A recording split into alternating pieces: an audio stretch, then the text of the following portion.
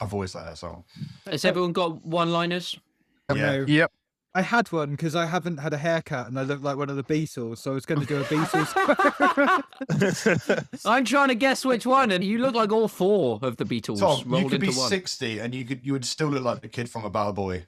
I've heard that. I can't wait to hear Tom's bad Scouse accent, though. I can't do a bad Scouse accent. I can't do a Scouse accent. Anyone at can do a all. Scouse accent. You just got to go, eh, before you say anything. All right, calm down. I can't. There wasn't do it enough either. phlegm in that Whittle. And No, you got to really emphasise the T's. I can't do it. Tom.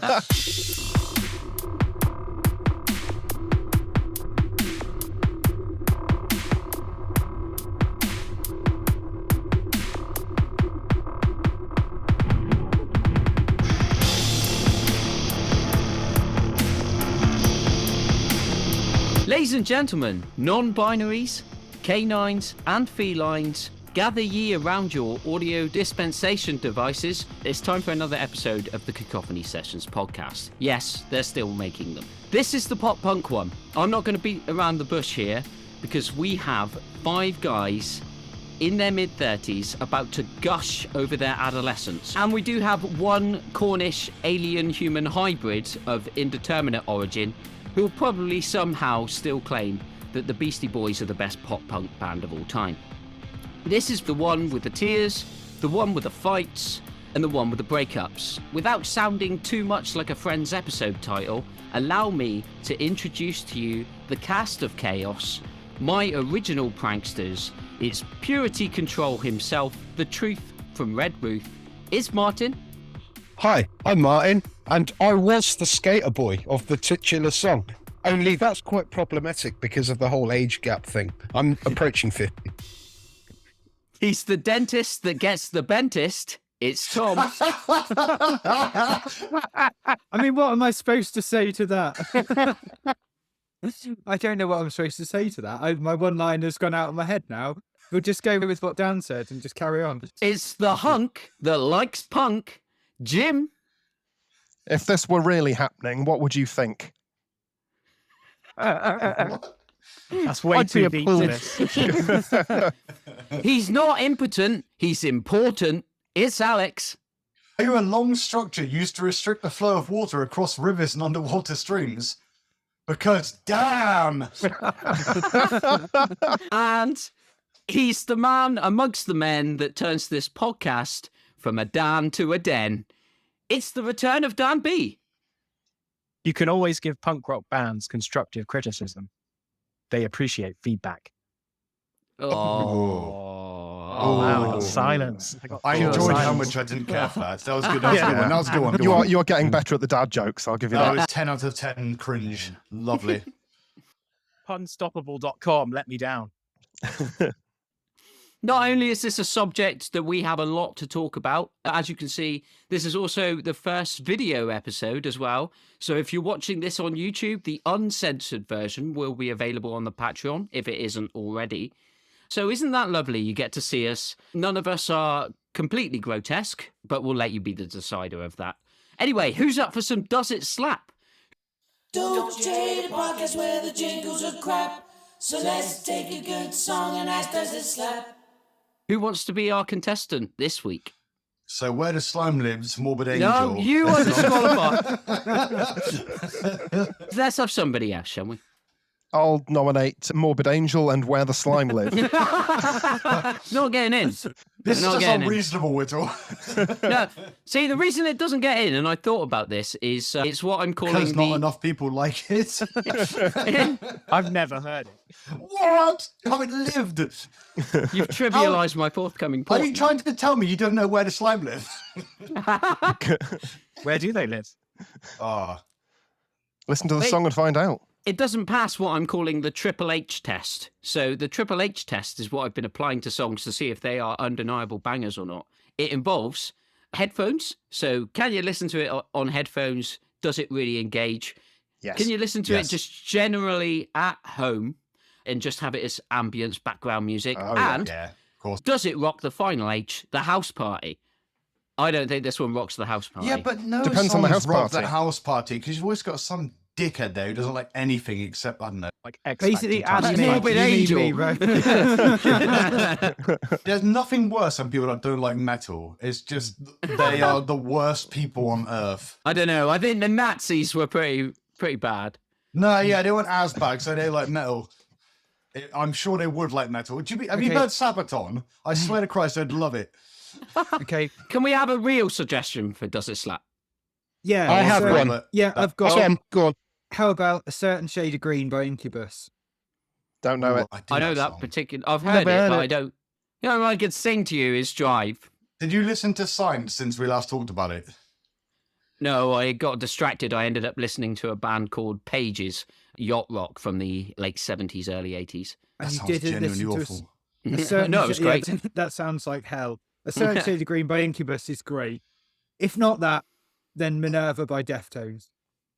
That's going to make it because that's just a really good song. Oh, I'm totally on board with that. Yeah, it is one of the best Yes, songs yes, it ever is. It's made. very It's good. so gorgeous.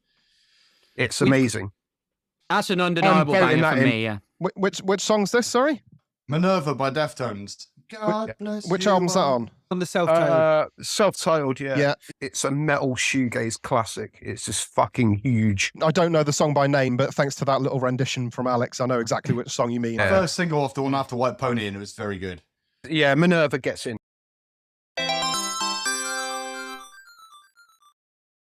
I just ordered a White Pony t-shirt just a second ago, actually, and they sent me a text, and I'm pretty certain I just got like spam fucking charged for like a $5 just getting a text saying it's confirmed. So that t-shirt went from £24 to £30 in like 30 seconds. So go me. That might get edited out. That was just a personal annoyance. I just happened. Stay, bro. Sell it again. Do we have more detail? And if you want more stories like that, you can always head to our blog at the cacophonysessions.wordpress.com. You can follow us on Twitter at CacSessionsPod. As I said earlier, we now have a Patreon. You can find more details in the link below. General chit-chat before we discuss pop punk. Let's start this week. Dad, you weren't on the last episode. What have you been doing? I've been listening to lots of pop punk. Yeah. Let's get on with the show. Nothing else. Literally nothing else. Have you also, on your deep dive, discovered that Goldfinger's newest album might be one of their best ones? I did not listen to anything after 2007. So Oh, listen to the new Goldfinger album. It's really good. Might be my favorite. Apart from two of the nominations, one of which was 2014 and one of which was 2016. I was only joking. I did listen to some newer stuff, but not that new. What is their new album like, Al? I want to know. It is very good because annoyingly they got rid of the original drummer Darren because Goldfinger's a band where it's just John Feldman's band. Is But, Mike Herrera still the drummer? No, the guy called Darren was their original drummer the whole time. But if Yeah, he but Mike, wasn't I went the to see drummer- them live back, I don't know, about 5 years ago. And Mike Herrera of MXPX was drumming that night. And I think he's done quite a lot with them. Well, I'm not Yeah, I sure, was but there the, that new- night. the newest album had Travis Barker drumming on all of it except for one or two songs, I think. But yeah, it's very good. Some of it's a bit poppy and usual, but I listened to that album. It came out like 2-3 years ago now, but I listened to that album like non-stop for a long time. And it's my favorite Goldfinger album, except for the last song, Mila, about his daughter, which is terrible. Fuck his daughter. You don't say that, man. That's problematic, dude. Yeah, I dread to continue now, but Al, what have you been up to? Not really much, to be honest. Paid me Warhammer.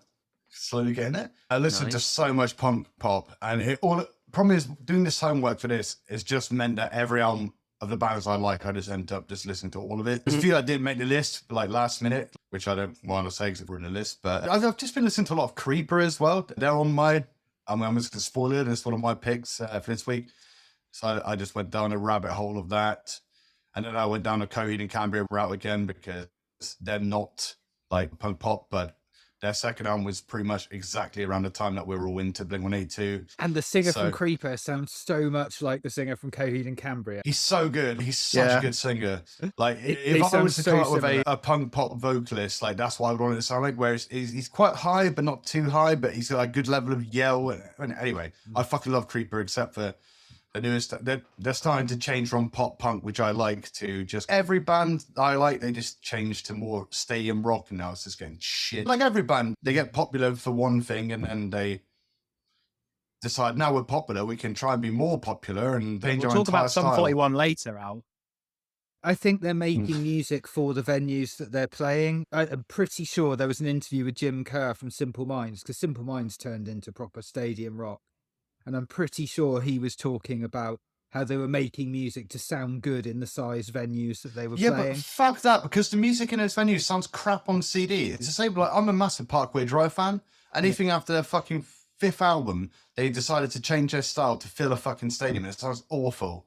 That's I'm not a- insane. I'm not a fan of it either, I should add. I mean, weirdly enough, Coheed and Cambria did exactly the same thing. Like, ever since Welcome Home went big, like, they Their last released good an album. album.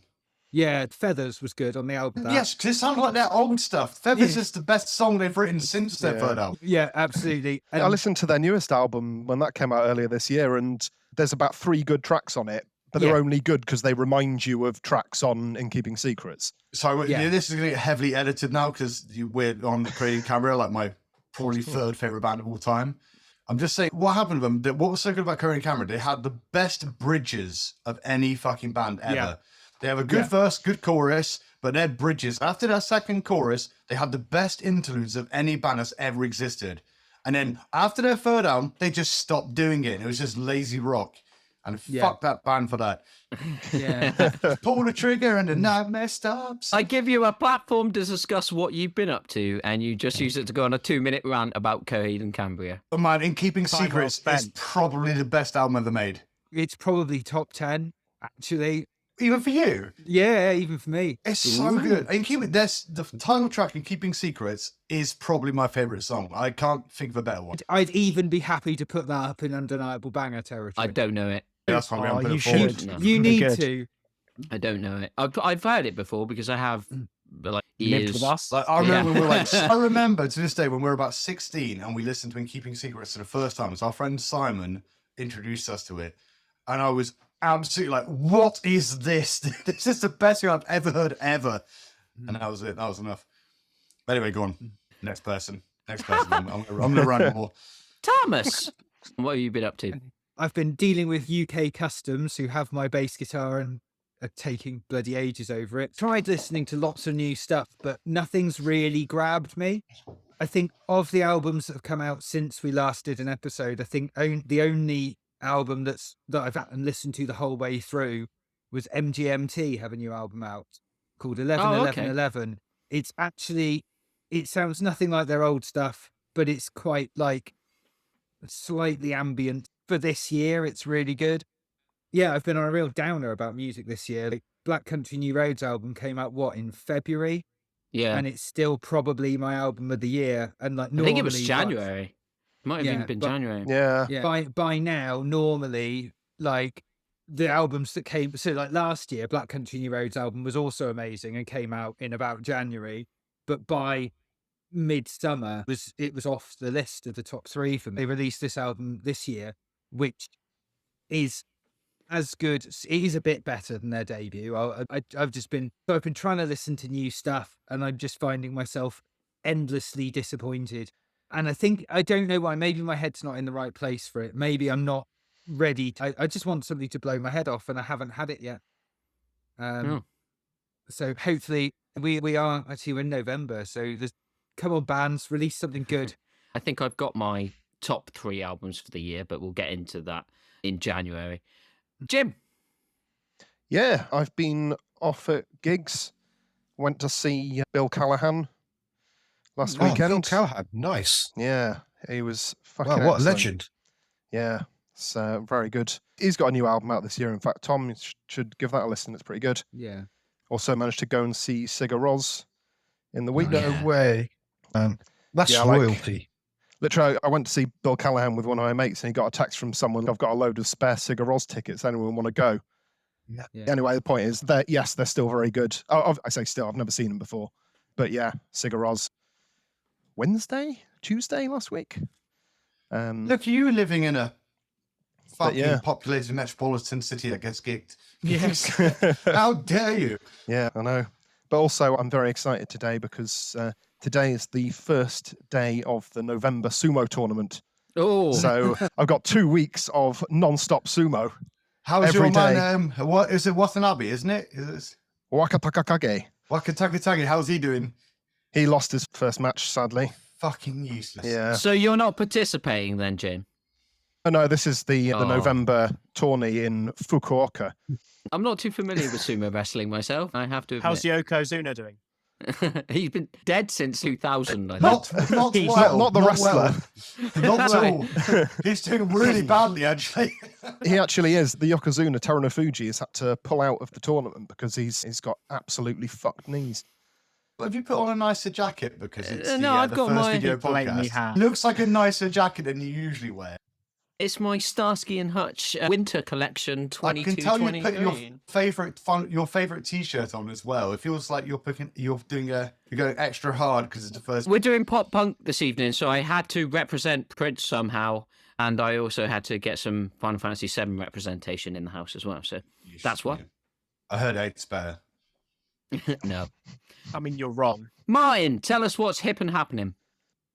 Buffer remains elusive. Oh, fuck you, Baphomet.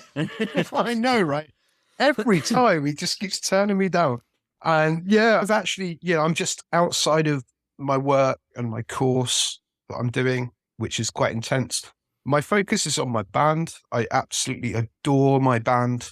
Unfortunately, our guitar player, the other guitar player, he's out of action for the minute because he's had a surgery thing on his shoulder. So we haven't played for a little bit. I went to see, it's my girlfriend's birthday the other day, and we went on her birthday, we went to see Therapy at the depot. Oh, is that good? And man, yeah, they Well, at were least you didn't go incredible. to therapy.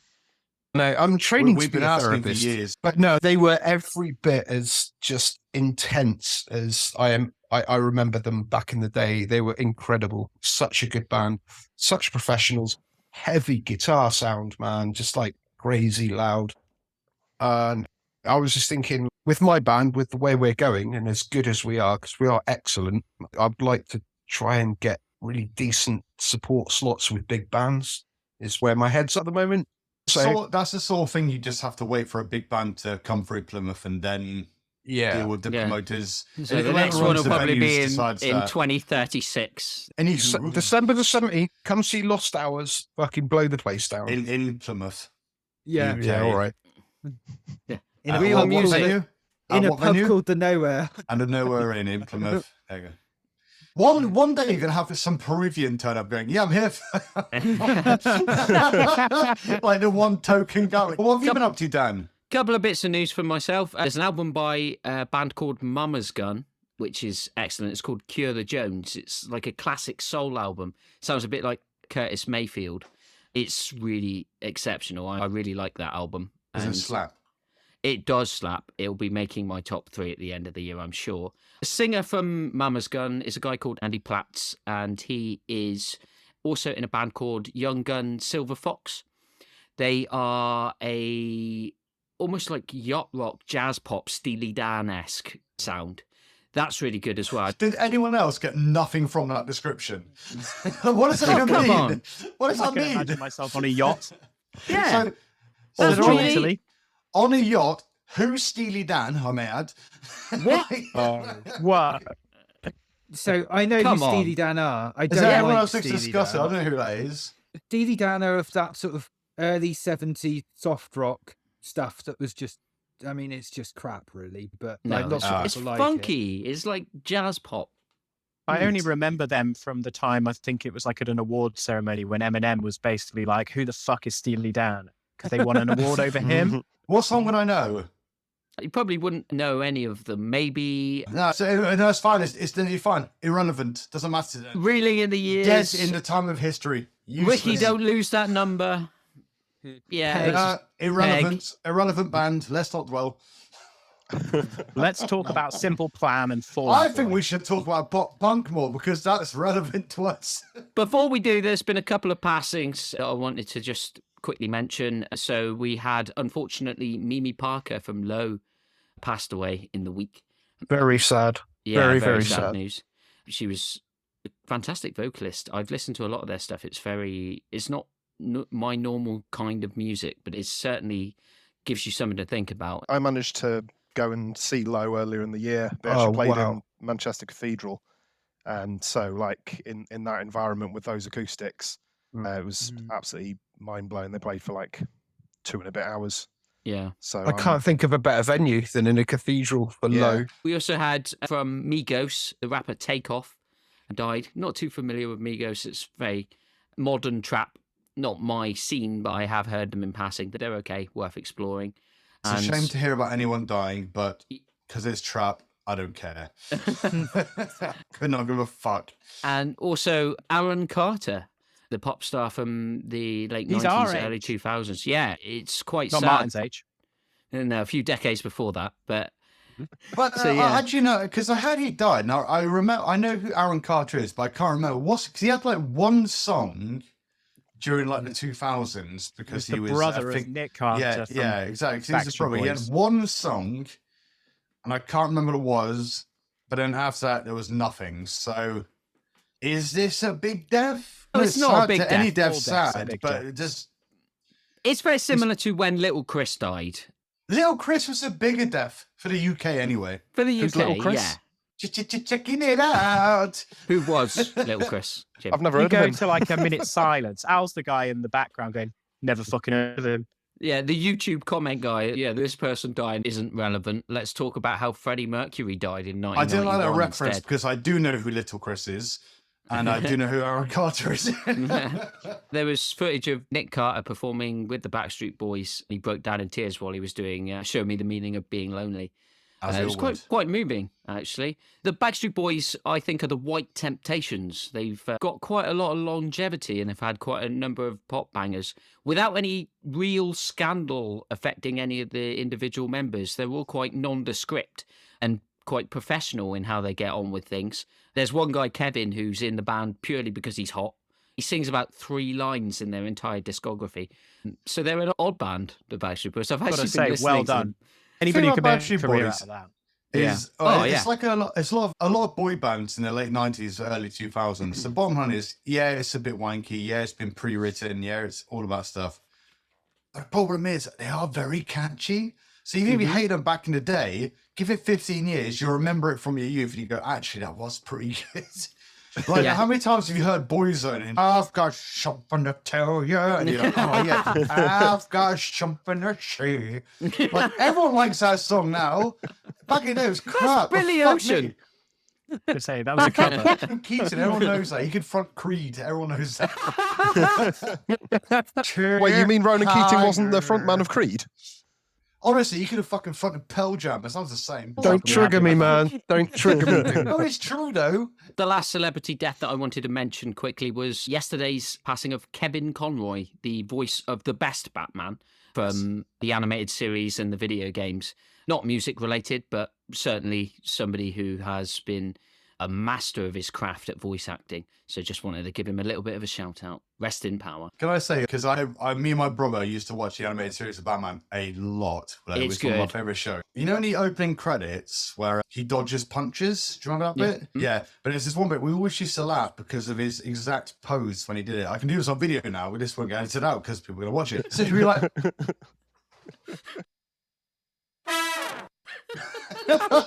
I haven't thought about this in 20 years until you mentioned it, but he would have those worst. If someone was actually dodging your punches in that pose, they look like they look so fucking ridiculous.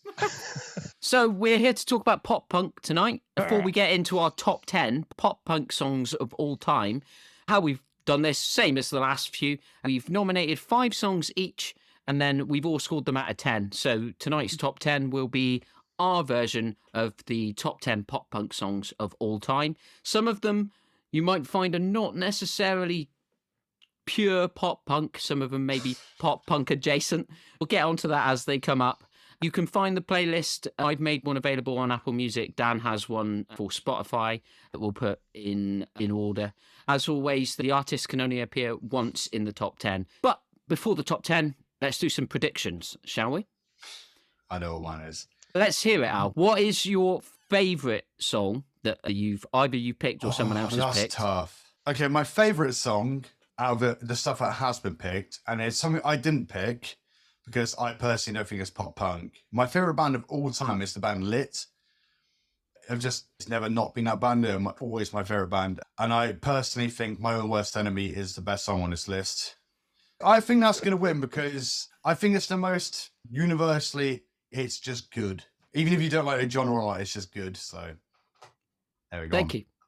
Martyn, favourite and then your prediction for the winner.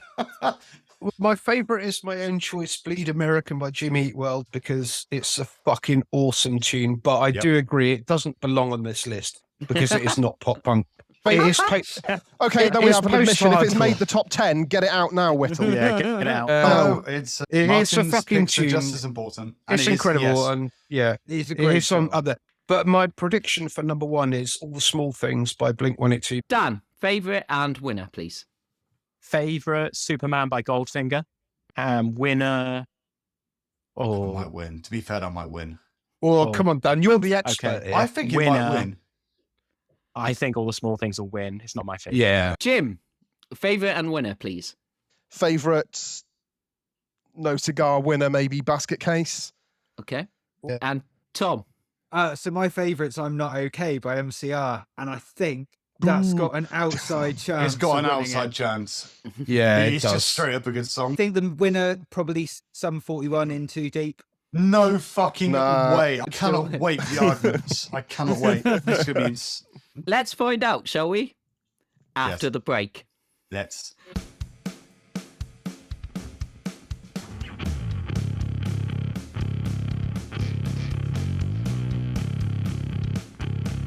In 10th place, and just to set the base, this one scored 48.6 points. Released on the 14th of November 2000, and the second single from its parent album, this song was featured in the video game Crazy Taxi 3 High Roller and the movie American Pie 2. I know what this is.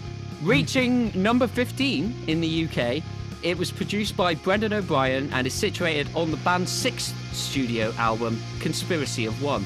The band is The Offspring, and the song is Want You Bad. This is one of my choices, and it may not be Offspring's best song, but I believe it's their best single, and that's why it made the list for me. Production's bigger, Dexter Holland's vocals in the chorus, they may be the definitive pop-punk vocal, and goddamn if I didn't watch American Pie 2 a million times, so that's always going to help. We just quickly talk about American Pie 2. That has the best soundtrack of any soundtrack ever made. It's the pop-punk soundtrack. It's just the pop-punk soundtrack. I'm I impressed this can't made the help top but 10. listen to it without Yeah. feeling happy. To be fair, this was my third favourite song of all the I mean, nominations. I voted it highly because it's The Offspring and it's the only option. To No, spring. I don't This think is- that's it. No, The fact is, this- Conspiracy of One was a good album. I don't care who you are, and wait, No, it it's was. Good, it is a good album. It is. It just is. It's got And original Prankster on it, though, which sucks. I still kind of like that song. I think it's the beginning of the downfall of the Offspring, is it not? Yeah, no, but that album Yeah. is very good. Like that It was- song, I think it's track 7, Vultures, is one of my best songs. It was significantly worse than Americana, though, which was worse than everything they did before. In hindsight, I think Conspiracy of One is better than Americana because it's got less filler. Yeah. This is probably my favourite Offspring track, and it's probably one of my favourite pop punk tracks. And the reason being, What did you give it? is I gave it 9.8, third highest score I It's gave. a very Fucking hell. No, that's high. Like I didn't give it Yeah. that high. It's a good song though. Yeah, no, it's Yeah, he scored it the- higher than I did. listen, if you take the guitars out and just take the vocal melody, it could be any chart-topping pop song of that era. Yeah. If Britney Spears had sung it with a different backing track, it would have been number one for a year. I remember listening to this album for the first time after Americana. Obviously, Americana was the album that got me into the Offspring, and I went back and did all that stuff. But Conspiracy of One, man, has some fucking belters on it, and this is one of the better ones, to be honest. The It's- best one. Like, I listen to this and I go, this is, I'm going to say it now because it's going to come up later. I think there are 3 eras of pop punk. There are, in the 90s, you've got the sort of scrappy pop punk that comes from the Descendants.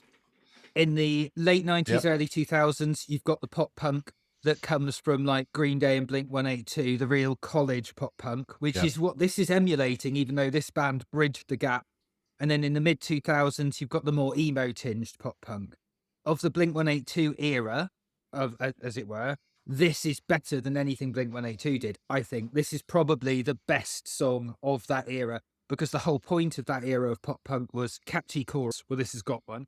And good vocal performance. This has got one. And the really Good production. good production with well played guitar parts. I mean, for me, this was, like I say, this is my third favourite track on the list. It's a very good song, but it's not my personal. It's not what I would have put forward for the Offspring. Even it's not even close to what I would have put forward for the Offspring. But the bottom line is, when this came out back in the day, when I was like 16, this was the tits. It does hold up. I've listened to quite a lot of Offspring in the last week or so, and Smash, their 1994 album, that's brilliant. Ixnay on the Ombre is also brilliant. Ixnay is my favourite. Yeah, I love those albums, but I don't quite get the poppiness from them. They're very much their own thing. They are, like Tom said, almost a mixture between grunge and pop punk. They are that sort of crossover, like Smash in particular. Like Self-Esteem on Smash is my favourite Offspring song. And yeah, it's a great song. I was a bit disappointed you didn't go for that one personally, because it's got more edge to it. Cool to Hate. That's the best song. I love Gone Away as well. Gone Away has a massive place in my heart because I remember the first time ever we tried to make a band. And it's when I first started, I started playing bass guitar. And it was Bass guitar. Bass guitar, yeah. And my friend Wayne, he started playing drums, and our friend Tom started playing guitar, and I was playing bass. And we spent all day writing a song we all loved. We were like, oh man, this sounds amazing. This is like the best song ever made. And then we realized we literally just made Gone Away by the Offspring. And there's no way, it's a really simple riff. Anyone can learn it. Anyway, Gone Away is maybe the best Offspring song because it's that good. It is brilliant. Yeah, sorry, go on. Play is another good one. Smash is my favourite album by far. I prefer it. I think Smash has got some incredible songs. The Offspring were like my favorite band for like 5 to 6, maybe 7 years straight. But I don't know. Ixnay is better. I think Ixnay is better. I'll always go for something that is more poppy, just due to my general tastes. So that's why I've ended up with this one on the list as opposed to one of their more punky, alt-rocky songs. It is one of the better songs on the album. I would say it's in the top 3 or 4 on the album. Yeah, remember that in the 90s, so like our age group, Offspring, for a lot of us, was like the first introduction to rock music. Yeah, it was to me. Yeah, exactly. Whereas I started on rock music so my parents' record collection was really like interesting, and I was introduced to rock music by my piano teacher. When I started having piano lessons when I was 4, we were exchanging records and I was going and buying records.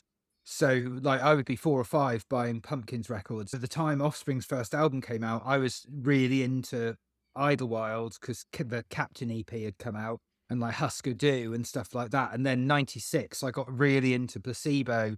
And so everything that I liked in the 90s tended to be much darker, probably because my piano teacher is a huge Cure fan. So for me, Offspring always felt a bit light. I only listen back to it now because I was into really dark, heavy stuff. My piano teacher took me to see Machine Head. Must have been like, late 90s, I think, probably. And so like I was really into much heavier stuff by that point when Offspring came out, and it seemed like pop fluff. And I'm only getting into it now. And I know it's more than that. I know it's more than that now. I just want to interrupt you because for me, the Offspring is the band that it's the actual band that got me into harder rock. I remember, I think I said it on a previous podcast. I think it was in 1993. I can't remember the Top of the Pops. When they did what's it called now? Great Fly for White Guy. I remember listening to that. That's like 90. That's way later. 97. That's by then. It's later than that. No, I think it's 98. 98 Americana came out. Yeah. Okay, whenever it came out. So let's say 1998, Top of the Pops in the UK. That was the actual song that got me into rock music.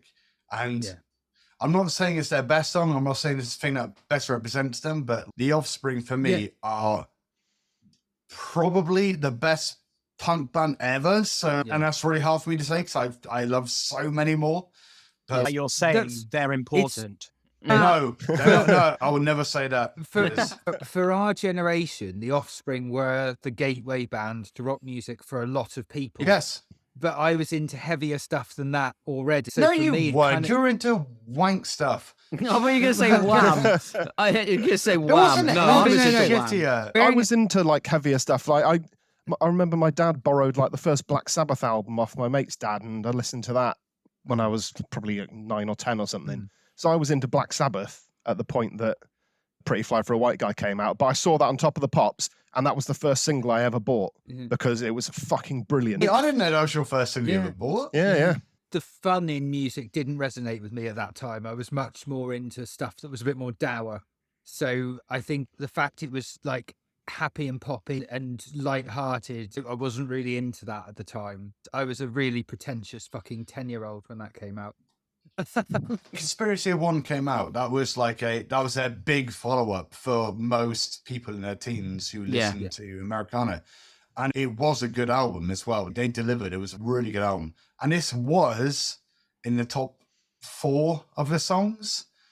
And it was a big single of it as well. And it was so good. Like to this day, like if anyone says to me like, oh, it's a bit too poppy, it's a bit too, no, it is a good song. It's catchy. I'm glad it's in the top 10. Yeah. Going in, when I knew that you'd picked it, I was almost immediately writing off, going, I know that song. It's really a bit too poppy. And then I listened to it again. And went, oh, actually, the riff in it is way better than I remember.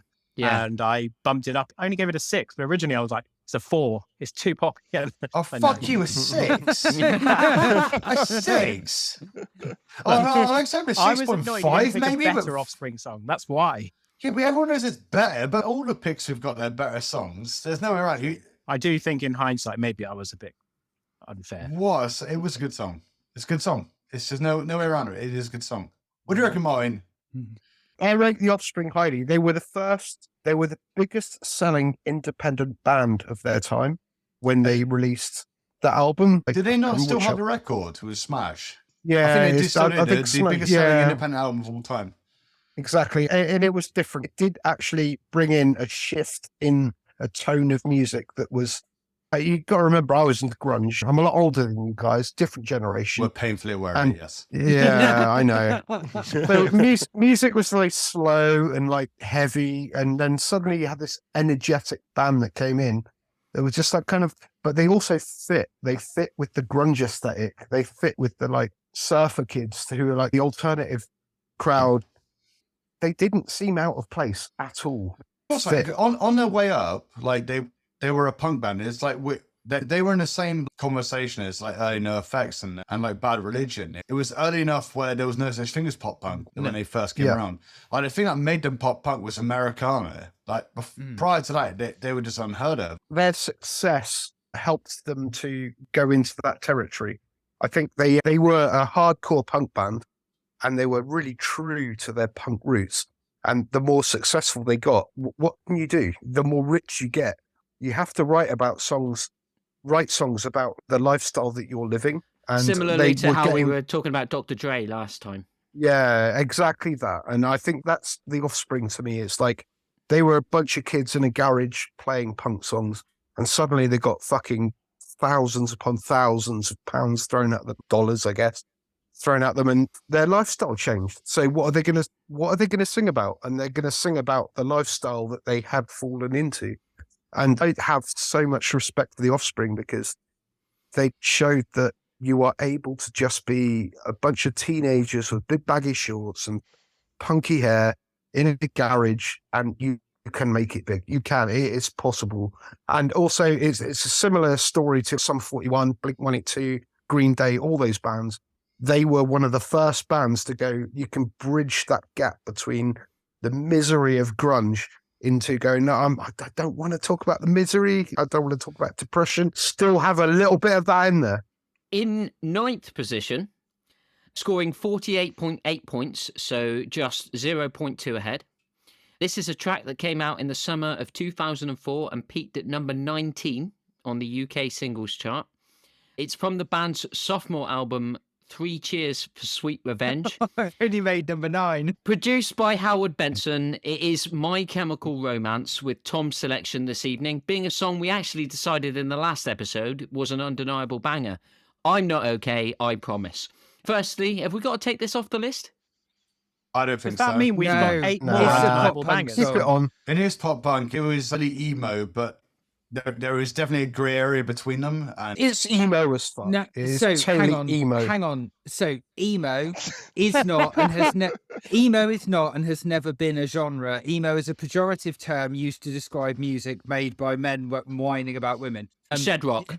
Yeah, I disagree. Shed rock- No, I Well, no, there are disagree. bands that I are considered emo disagree too. I bands. disagree. Emo Like is a definite genre. Yeah, Like emo Texas is is a the reason. definite Hey genre. Mercedes, Hawthorne like American Heights. football, they're considered emo bands, and they're around before all of this. Yeah, but Sunny Day Real Estate were considered an emo band, and this sounds nothing like Sunny Day Real Estate. Fugazi. Yeah, Fugazi are post-hardcore. What you've got to talk about is the different waves of emo, and Yeah. MCR are third wave emo, and which they're is all also- about the floppy hair, eyeliner. But Yeah, they- but they popularized that. As Yeah. in, Yeah, exactly. Prior to My Chemical Romance, that like Yeah. I know had like Down and like with Blink-182, they put on the shit, and American Idiot, they put on that stuff. But Yeah, they My went Chemical emo. Romance popularized it.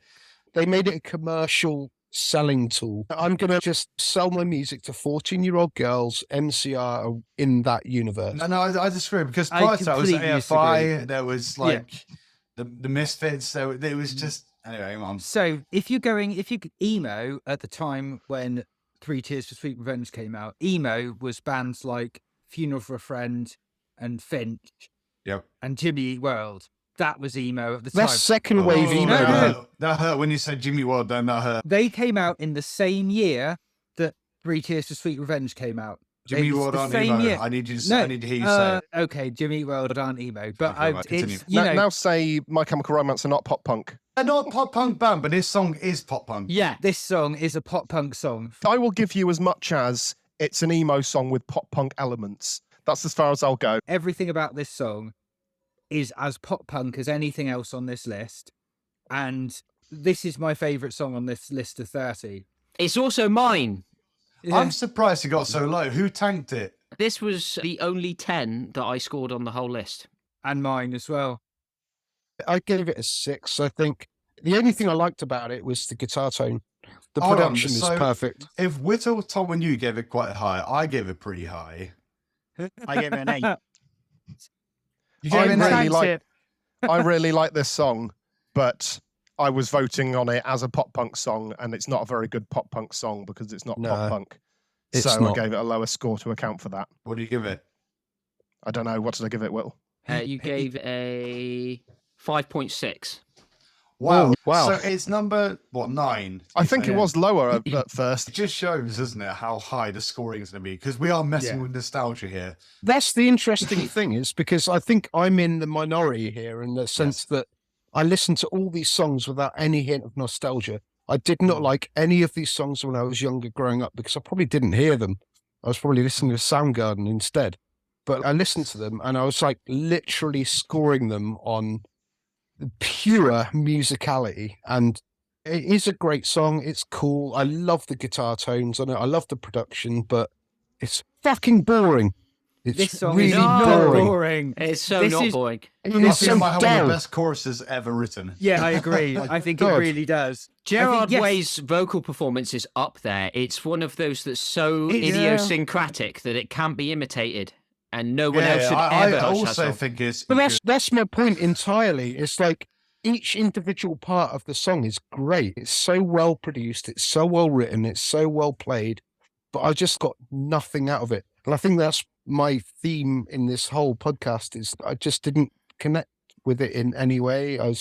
It doesn't speak to me. It doesn't. It's not aimed It's at not you. for you. It's just not it's aimed at not you. aimed at me. I'm not his target market. And So you rock like song- rock music, it should be aimed at you. You stopped wearing guyliner in 1983. Yeah. It At what is, point in your music development you decide that if it sounded a bit nasally and a bit wienery, you didn't like it?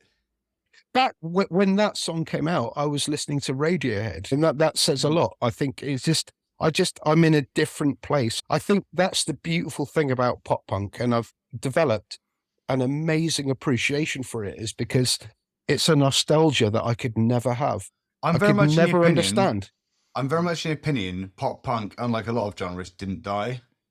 Like you No, will I still don't think it listen to did. bands to this day that still play the exact same music we liked back in the day. I've watched neck deep support bands I've liked 3 times now, and it is pure pop punk, and everyone likes them. It doesn't have any cultural No. relevance now, though. It's very much No, just no. it's an underground niche kind of nostalgia wheel turning exercise. Whereas 94 to 2004, pretty much when this song comes out, this is one of the last mainstream songs that can even be called pop punk by. Let's call it American Pie music.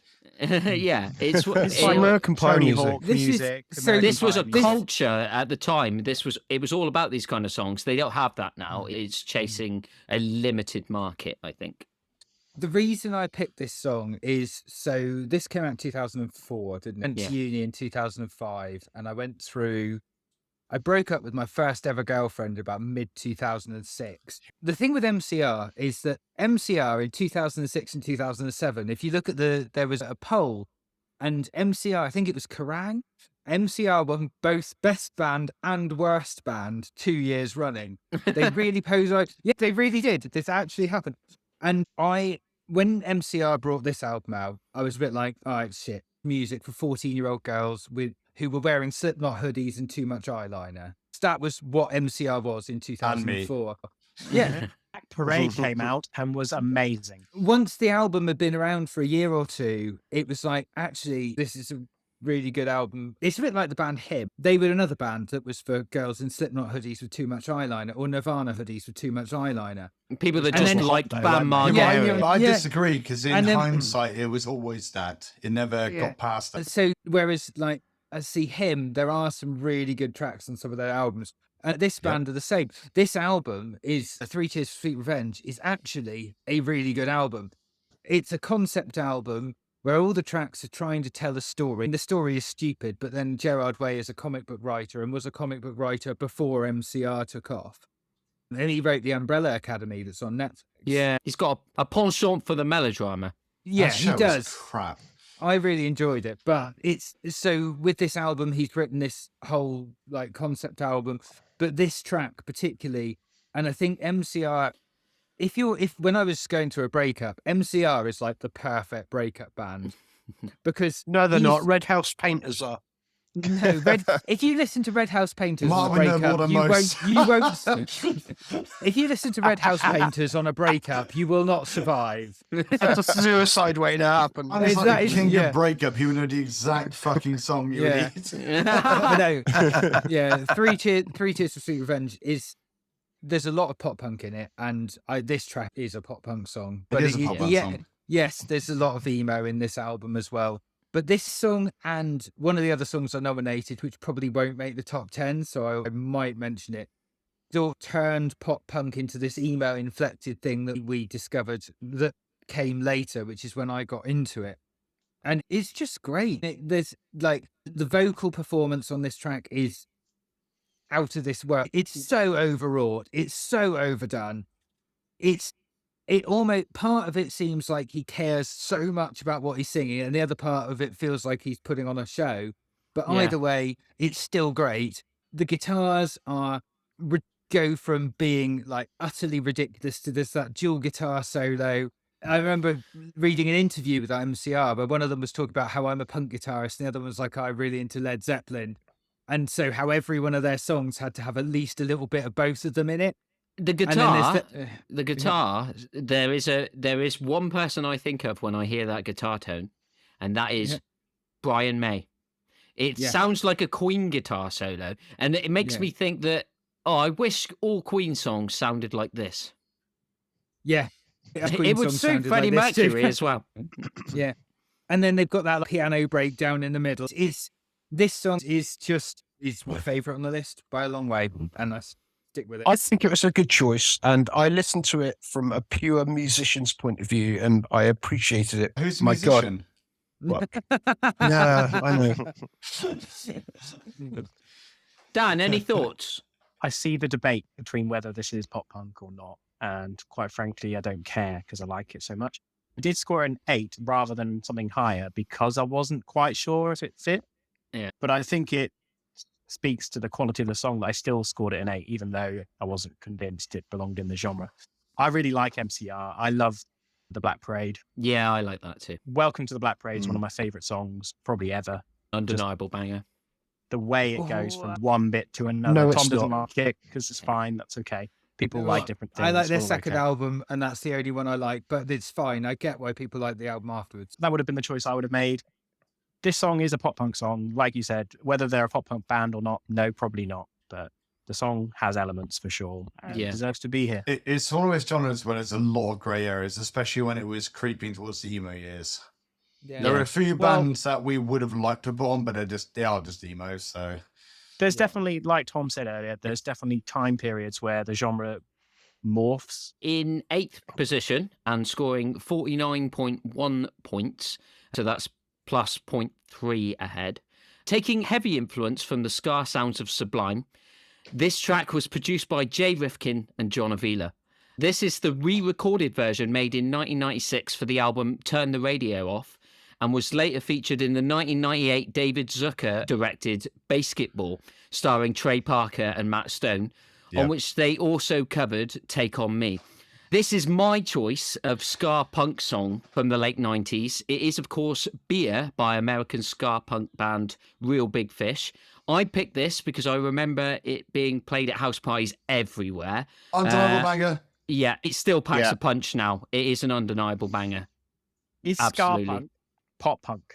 It's ska punk, but the punk elements are taken from the pop punk trends of the time. And Real Big Fish were playing on tours with all the pop punk bands. They're all on the Warped tours and all Yeah, that. they're all doing the Warped Tour. So for my 2 cents, it definitely classifies as It's pop punk with like brass instruments. with horns. Yeah, The problem is, like Yeah. pop punk, there are a few different genres in it, and there's a big ska, power punk pop, Yeah, and this so- is definitely punk pop. This is definitely from the same era. This is definitely a fucking belter, and I'm actually surprised it's not higher up. I thought it might win. My thing is, if ska punk was allowed, I'd have nominated No Comply.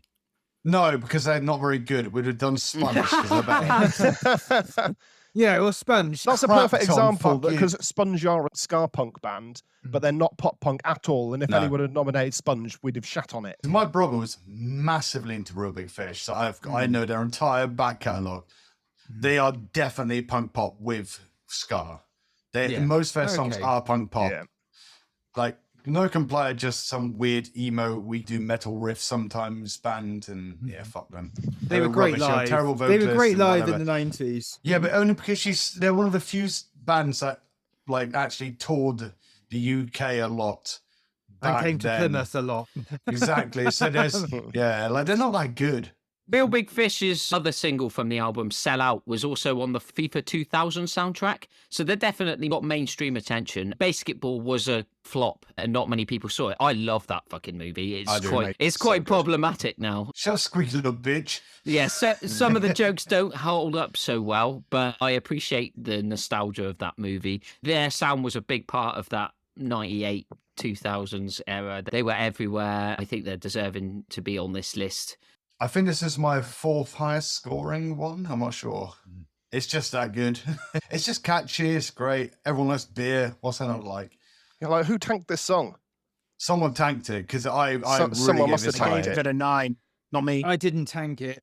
I didn't score it massively high. but I Mine didn't tanked tank it. Martyn trying to look inconspicuous there. He scored it a 5. Martyn, why didn't you like this one? Martyn. I don't like ska punk. End of. I love first wave ska. I love dub reggae. I Name love two. the the specials. Yeah, name two. I love specials and those bands from back in the day. But I That's only don't one. Name like. two. I don't like any ska that has come after that first wave. It's just not my thing. I get it. And actually, I'm listening to you guys talking about it. I'm like quite jealous because I missed out on quite a lot of fun music by the sounds of it. It sounded like kids going, I am fed up with being depressed. I am now going to just go out and have a fucking party around a pool. You know what I mean? And I think that's what a lot of the stuff you're talking about represent. I absolutely love Real Big Fish. They're one of my favourite bands to see live because it's just non-stop fun, start to finish, and everyone is skanking. That's what I was So, going to yeah, say. Great band to skank to. They're amazing. I absolutely love this song as well. When it comes to punk ska and punk pop ska, I personally think it is in the punk genre. So they are I personally think they're better than Sublime. I don't think Sublime are as good as Real Big Fish. I like more Real Big Fish songs than I like Sublime songs. I personally think Sublime are a bit overrated. It's the fact that he died is the thing that made him so good. I prefer Less Than Jake. I think I listened My to Mind more Boss Tones are Sublime also pretty albums. good. Yes. Yeah, My Mind Boss Tones didn't have that many albums, did they? They had, 2 albums that kind of made their sound, and after that, they released one every 10 years. Because I think they were because it was more of a supergroup, wasn't it? Yeah, Less Than Jake, I personally prefer to Real Big Fish, but Real Big Fish have probably got better songs. Less Than Jake have more better songs. Real Big Fish, their bangers are better than Less Than Jake. You know what I mean? Yeah. All My Best Friends Are Metalheads is incredible, and I it should have think- been I agree. list.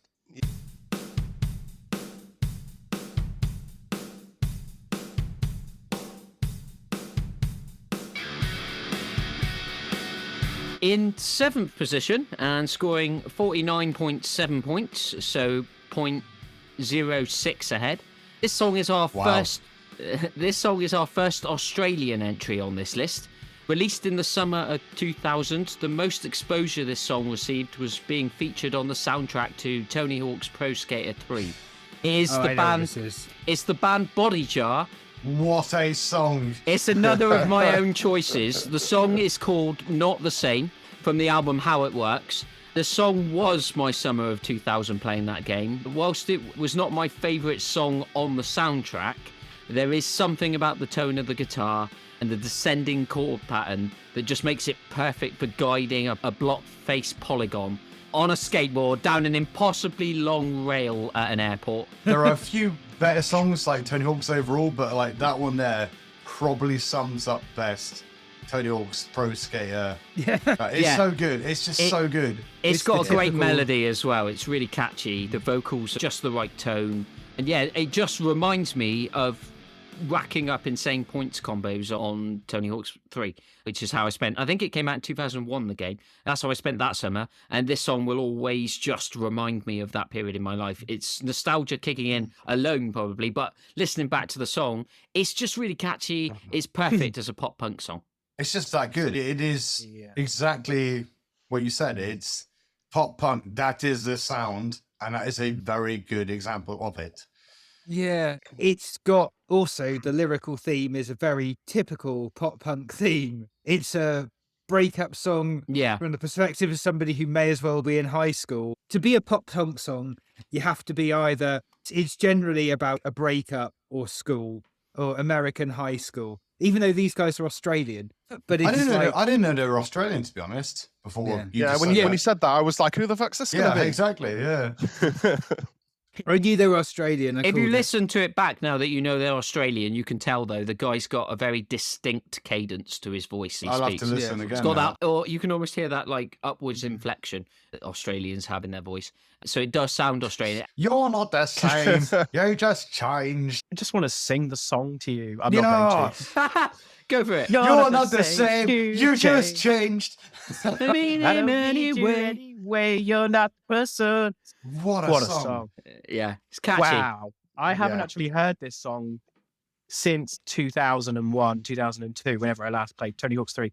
Actually, that's a lie. I got my PlayStation 2 back out about 2 years ago. Had to buy a new memory card just to play Tony Hawk's 3. Yeah. And this song isn't one that really was one. If you said to me, oh, pick a good Tony Hawk song, I don't think I would have mentioned this one. But as soon as I listened to it again for this exercise, I was like, yes, this song is incredible. It's so fun.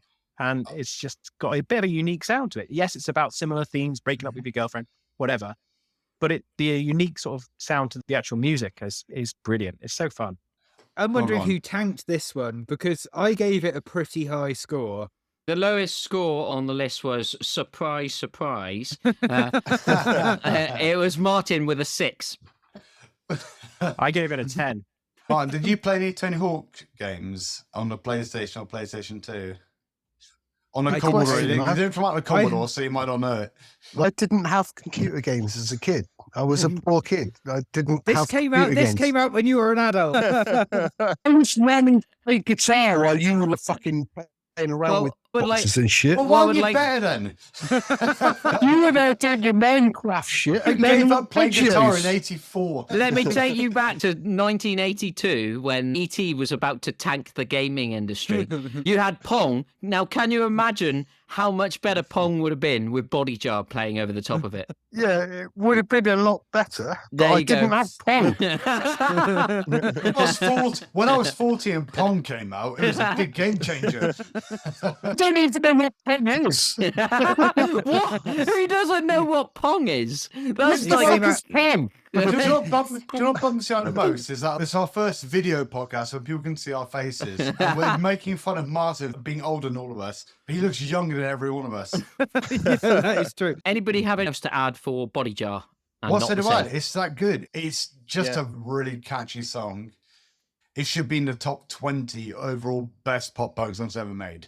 Well, it's in the top It 10. is. It's in the top 10, but I'm just saying, even if it was my picks, it would be in the top 20 because it sums up pop punk perfectly in a very good way. How can you listen to that and not find it catchy? Which is what pop punk is. Like, the best songs for a pop punk catalog is catchy. It's what makes pop punk good. It's just that catchy. I hadn't listened to it since I was a kid, and when you nominated it, I knew I recognised it. I knew it was from Tony Hawk, but I couldn't remember which song it was. Mm. And I stuck it on. I was like, it's this song. Yeah. I love this song.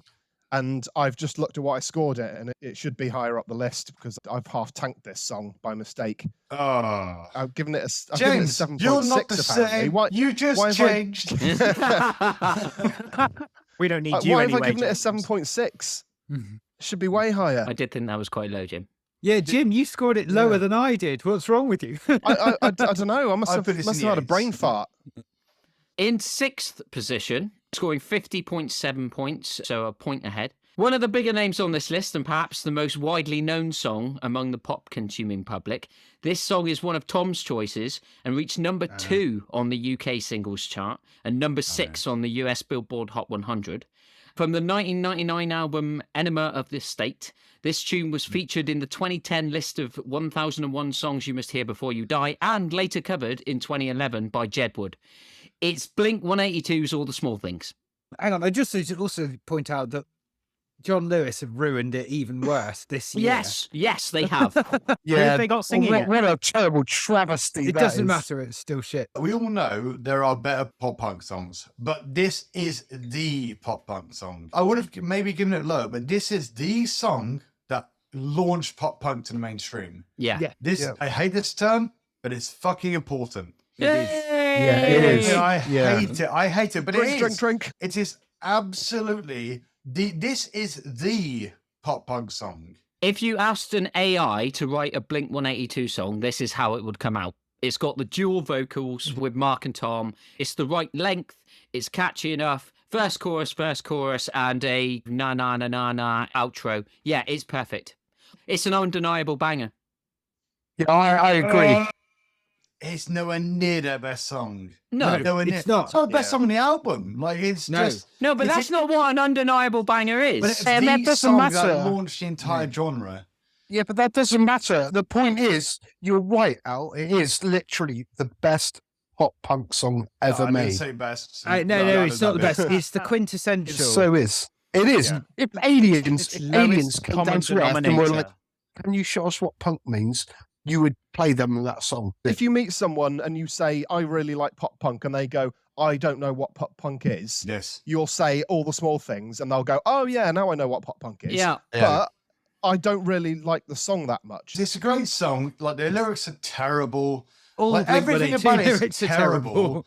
No, man, no, I disagree with you. I think the lyrics are nonsense because I don't give a shit what teenagers are saying these days. But like You're the just so far fucking past music, the music is so perfect. The fucking chords, everything about that song is absolutely spot on. Exactly. What annoys me most about this list is what is or what isn't punk pop. Yeah. This song, it's got all the punk riffs you want.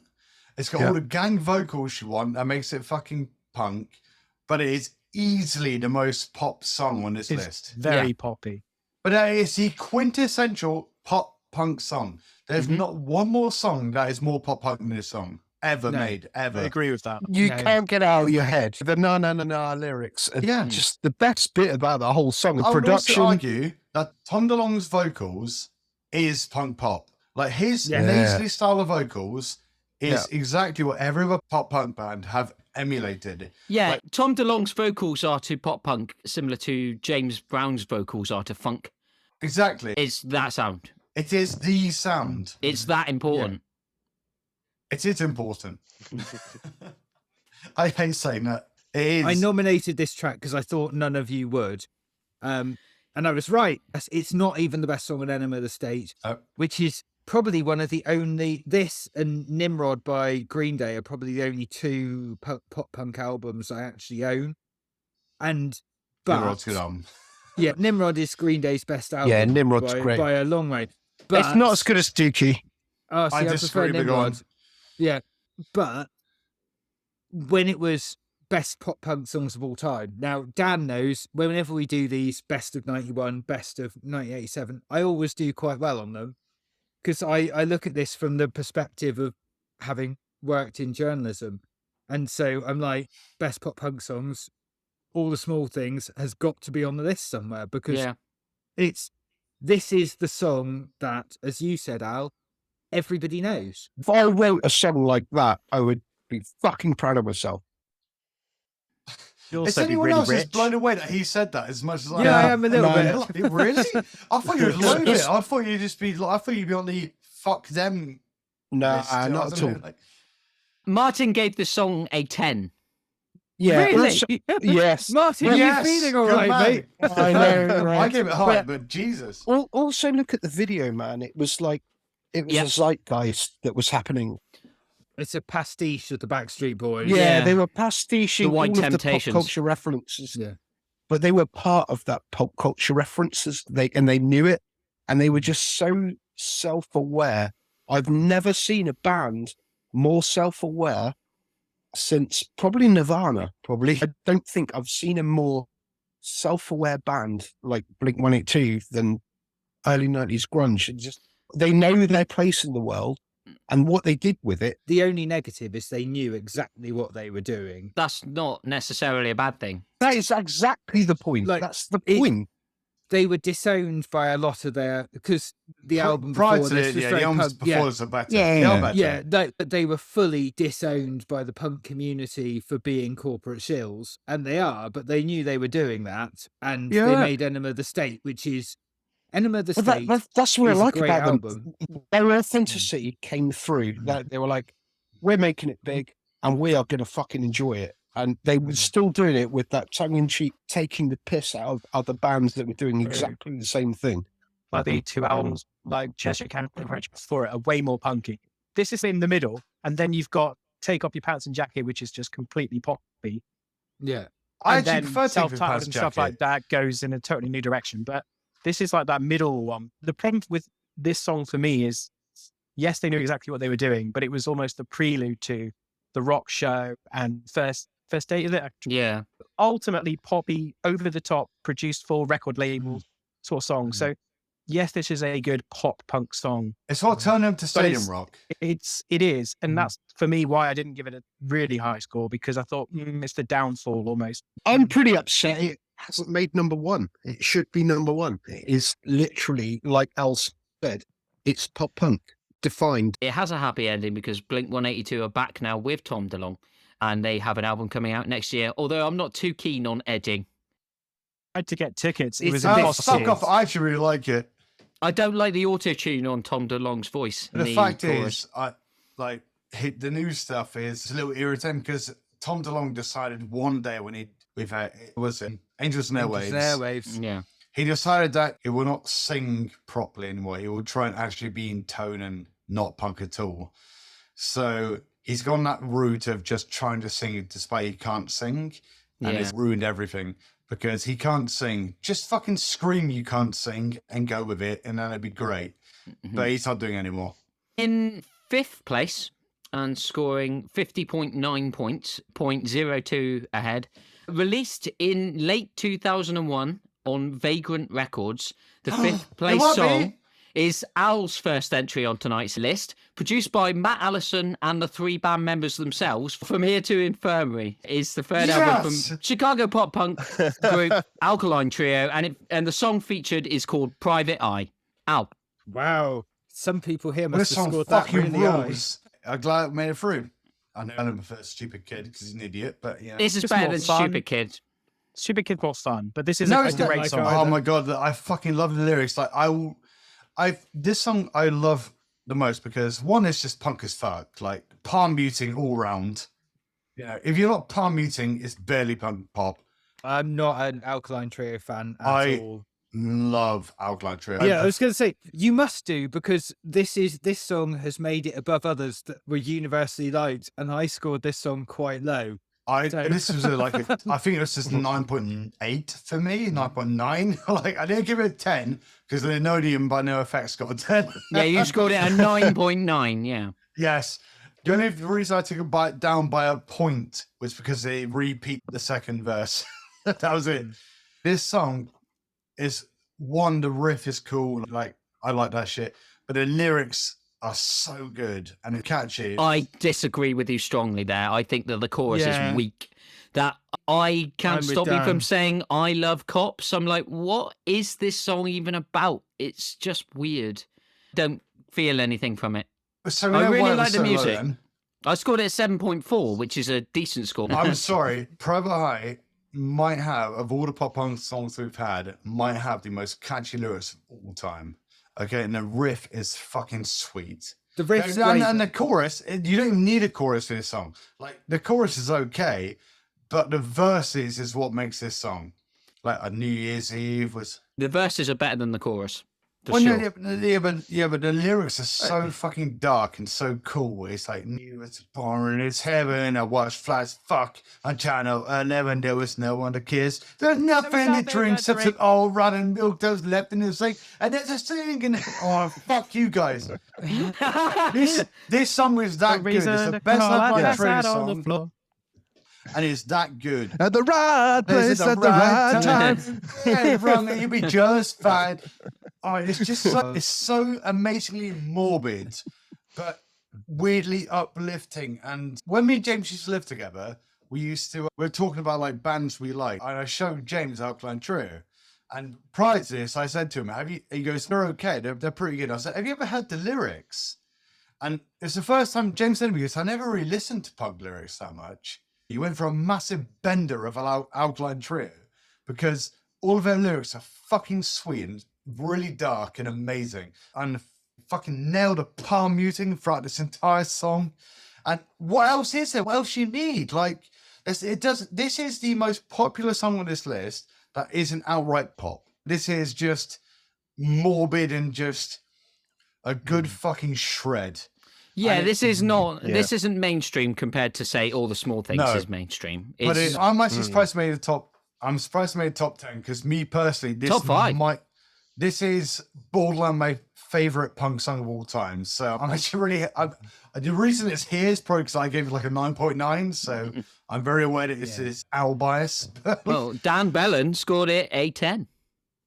Yes. I gave a few 10s out, to be fair. Why Just wouldn't listening you? to all of these What do songs you is like reckon? pure nostalgia. This song, like you said, it's a great mix of not excellent lyrics, but excellent sound. It's weirdly dark, but also upbeat at the same time. Yep. And that's what I Some quite stuff enjoy. we like about punk pop. Not all punk pop is about, oh, fuck, my girlfriend dumped me. You can completely. That's why I love Alkaline. Alkaline Trio are one of my like top 10 bands of all time. Yeah, sometimes So, like, you can write songs about telling your girlfriend it's okay for her to say that she doesn't like cops. I would have put Alkaline Trio, I would have put Radio by Alkaline Trio on, but I don't think it's pop punk. But it's about a song about a guy committing suicide by dropping his toaster in a bath. Like, I love their lyrics. Their lyrics are easily. I also best- really like Matt Skiba. I think Yes. he was so good as a Blink-182 stand-in. I Oh, can't get over how... fuck you. Like, how dare you? Wow. How dare you? Like, the fact that do you know people know him now as the guy who was in Blink-182 for a Yeah, bit? but Yeah, that's also It ran. fucks me off royally because Alkaline Trio are better than fucking Blink-182. Their lyrics are way better. The riffs are better. Everything about Alkaline Trio is better And oh god, you know They just don't I have never- quite the catalogue that Blink-182 has. No, they have did. a few really Armageddon. good songs. I can't get into it. Oh, fuck you, Tom. I'm pointing at you on the camera. Martyn, I find Matt Skiba's vocal a bit too monotone for me. Like, Yeah, he but dude, writes it doesn't into- matter. Like, it's punk music. It doesn't matter if it's monster. It doesn't matter delivery if of it's it. good. It doesn't matter if it's bad. The lyrics are that good. The riffs are that good. It doesn't matter about that. And the catchy choruses. The catchy choruses don't skip out them. catchy as fuck. Of course, they ruined I it was with just a their stupid like kid synth back album then. when everything went a bit emo and they just decided what AFI did and go a bit twatty. But That's how I remember them from there. Yeah, This is And the it's- truth any- of most of the bands on this honestly, list. yeah, I think the album after From Here into Infirmary. Oh, what's it called? It's a Good Morning, or Good is that- Morning, is yes, that Good before? Morning is Good good as Morning. well. Good Morning is really good. Anything after that, I'm not as sure about. Good Morning prior is literally the best pop punk you'll ever listen to. The lyrics are so grim. You know when you hear about the Misfits, where it's about Halloween punk, and a bit like AFI, where it's just about morbid vocals. horrorcore. Horrorcore, exactly. Alkaline Trio have the best lyrics of any punk pop band ever. It's not even close. Because their lyrics are interesting, they're fun to listen to because it is morbid and all that stuff. It's not about girlfriends being twatty. It's not about my parents don't understand me. No, it's about me digging up dead bodies because I want to fuck them or something. It's incredible. I'd say My Chemical Romance did it better, personally. No, they didn't do it different better. thing You're altogether. wrong in thinking that. And the Yeah. fact Yeah, is their lyrics, they clearly didn't because they're lower on this list. I said personally. Definitive. and their lyrics are less intense. Because Alkaline I Trio, want they, intense. No, I'm saying My Chemical Romance, they fell short of what was really horrific. Alkaline Trio wrote all about all of it. It's like, you must be a horror film, but in punk pop form. That, oh, so good. Any more So thoughts good. from Martyn at all? Out of my comfort zone. Martin, did you like it? Yes, I did. I liked it or not. I've scored it extremely high. I think it's the most translatable to people who don't know about pop punk. Because it's just, everyone likes just a good, straight up fucking palmy, don't they? If Yes, they I don't, do. what are you doing on a podcast? That's why I scored it so high. I just really liked the guitar sound. I think it sounded Yes. perfect. It was just really greatly produced. When You I was know, listening to this the today, guitars sounded fucking immense to me. The guitar. and the singular. lyrics complemented it so well. And like, I was listening today whilst doing my dishes, and I was just there going, yes, this is probably the best lyrics of the entire list. It's that good. It reminds me of didn't a get the Cypress lyrics. Hill Pigs on the Cypress Hill 4, but in punk version. So, yeah. In fourth place, scoring 52.3 points, so plus 1.4 ahead. This entry is our first Canadian song of the evening, also featured on the American Pie 2 soundtrack and the band's debut album All Killer, No Filler on the 25th of Really? September 2001. My fourth entry in tonight's top 10 is rigged. In Too Deep by Sum 41. From the classic video to the weird guitar solo by Dave Brown Sound, and perhaps the most memorable chorus on the list. There's not a Fuck lot I off. don't love about this. No, Who gave this song over a 7? I'm actually annoyed now. How is this top 4? Who did this? Who did this? I'm actually annoyed. Who did this? You scored it Me and over a Dan. 7, Al. You scored it a 7.3 Yeah, but every other song was a 10. How did this make it so high? because you scored it the lowest, and then everybody else gave it high scores. Oh, you bastards. Fat Lip was better than this. That I lip gave was it- better what did than I give this, it? But I gave Fuck it off. 7.9. That's not that high. That's high, too high. Again, I picked very similarly to The Offspring. I think I've picked what I prefer as their single. So this leads more into pop than pop punk. Fat Lip is more of the punk side. This is You more mean of the the pop exact side. topic we're talking about, yes. But there's pop in pop punk. If we were doing the top 10 punk But they're songs both of all pop time, punk songs. I'm genuinely irritated this is so high. Well, What? it's- What, this so- is better than Private Eye by Alkaline Trio. yes, Like, yes, it is. yeah. No, It's not. nowhere What are near. we Um, on, Tom? You think it is? I do. I prefer it. What did you give this? I probably gave it the highest score anybody did. What did you give? I'm Yeah. ready to Did judge. he give it a 10? Not No, quite I a Give didn't. this a 10. 10. 9.7. But this is- 9.8. I think- 9.7 Yeah. out of You- 10. I think this song is up there with all the small things. You twat. Really?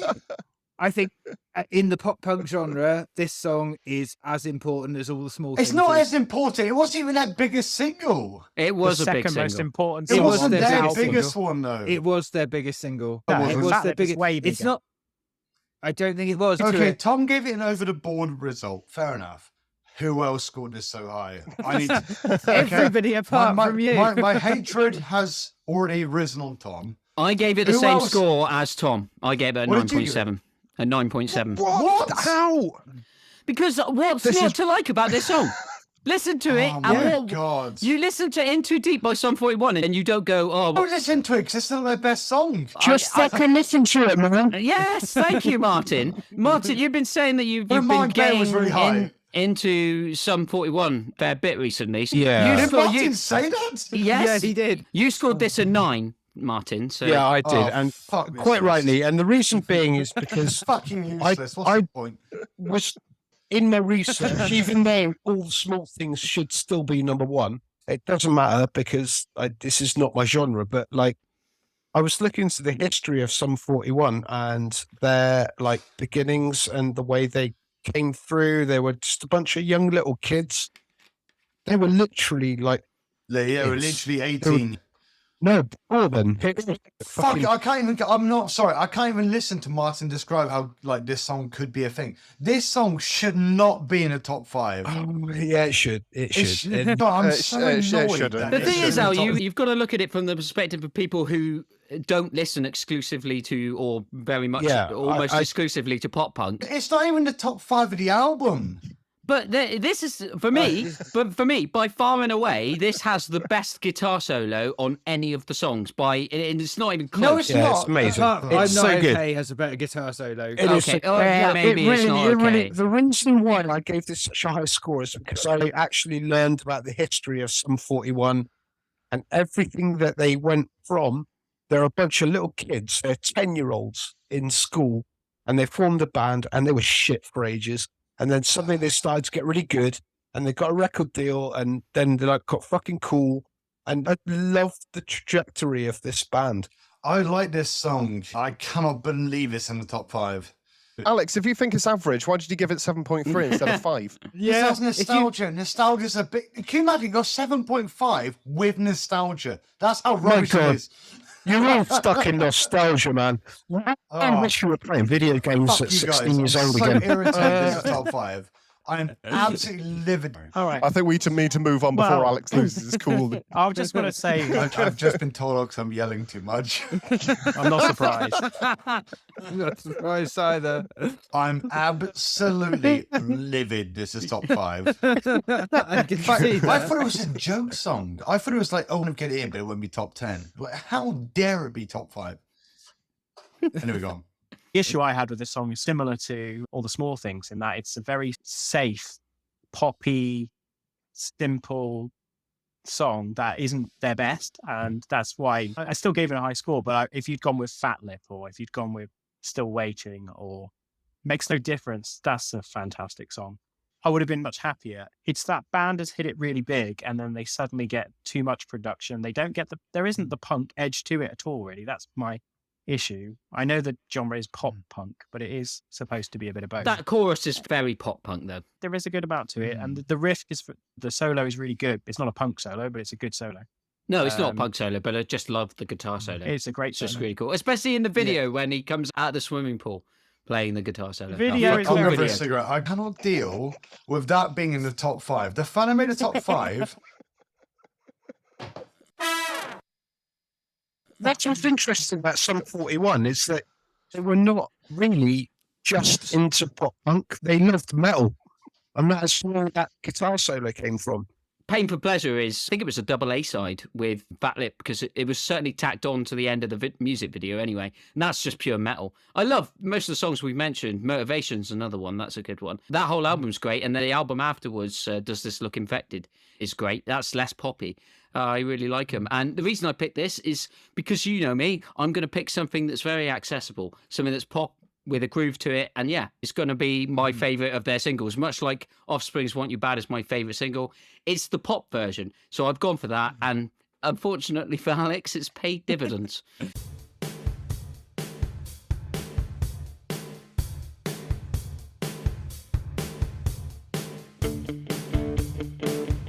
In third place, with 53.9 points, 1.6 points ahead, coming in at number 3 tonight, is the lead single from this particular band's second album and came out way back in 1999 on RCA.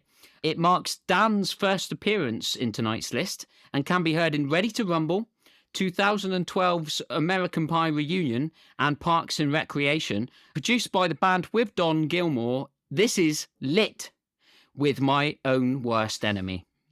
Before we started recording, Best song on or the even list. maybe after we started recording, I can't remember now. It's been a long recording session. Al proudly said it was his favourite song, but it's not pop punk. He's wrong. It's It's pop not punk. pop as punk. fuck.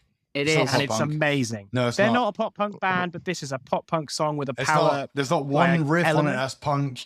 It's purely pop rock. This is up there with the Wild Hearts. This is just pop rock. But you're wrong. Al is in a I gave bad this song with mood. 10 because it's one of my favorite songs ever made.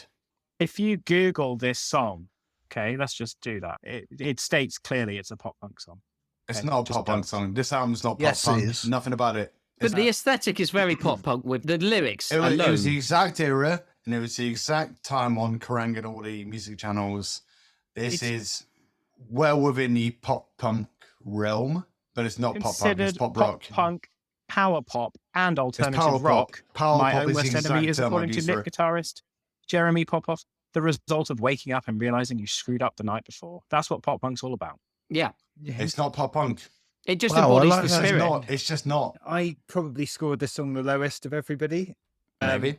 But You scored it But- a 6.9, Yeah. Tom. Fair yeah. enough. So the thing for me is with this song, like there were two albums. So I spent most of my childhood growing up on a caravan site in North Cornwall, and there were two albums in 99, 2000 that my friend Dave put on all the time, and it was this Lit album, or there was a Jurassic 5 album that came out about the same time that had like buildings on the front. Yeah, I remember the one. Yeah.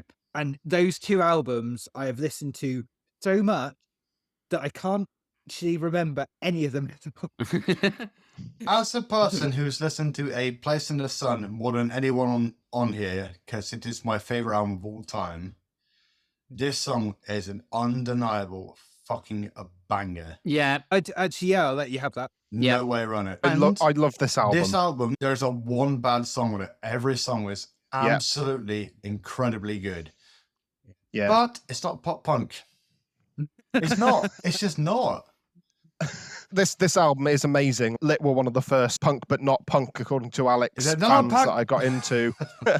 And yeah, I got a record player relatively recently. I've been trying to get all of my albums on vinyl, and A Place in the Sun was one of the first ones I tracked down and bought because it's just that good You an got on album. vinyl? I didn't know that. Yeah. We went to see them. They were doing the 25th anniversary tour of A Place in the Sun. We went to see them still, and they played the whole album, start to finish, and it was such a good God, they're gig. good live as well. Yeah. For a little bit of balance on this song, 3 people scored it a 10, which is yourself, Alex, Dan, and also Jim as well. Good people. Now, Good people. I scored it a 9. I didn't quite score it a 10, and it's a nitpick. But does anybody else hear that bit leading up to the chorus? There is some feedback that's played on the guitar, and it screeches. It sounds like a recorder.